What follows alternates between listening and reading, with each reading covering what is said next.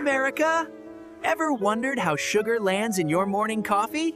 Come with me, from sugarcane farm to sweet Sugarcane grows tall, really tall. Farmers plant cane shoots, and with sunlight and patience... Fun fact, sugarcane grows faster than me trying to grow taller in high school. Still waiting. Use irrigation, like drip and furrow systems, to keep cane hydrated. Sugarcane drinks more water than I drink soda in summer. Boost growth, farmers add nutrients, nitrogen, phosphorus, potassium. Without them, cane grows slower than my Wi-Fi on Monday mornings. Cane borers and beetles attack sugarcane, and apparently me. Farmers use eco-friendly ways to protect crops. After 18 months, it's harvest time. Farmers chop down the cane and bundle it up. Modern farms use machines that slice, chop, and collect cane super fast, like a blender on legs. Freshly cut cane heads straight to the factory because it starts losing sugar the moment it's cut. High maintenance plant alert. Welcome to the sugar factory.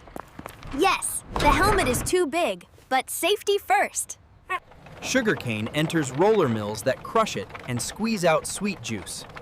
The leftover fiber is called bagasse. Gas isn't waste.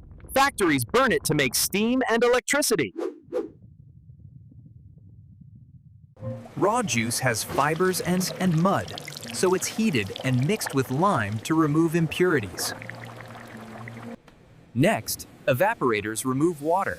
The juice thickens into a golden syrup, like superhero sugar juice.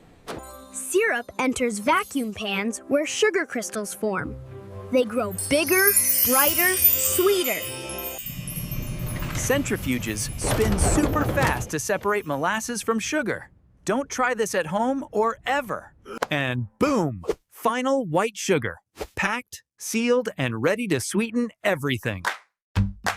Behind every spoon of sugar is the hard work of farmers, drivers, and factory workers.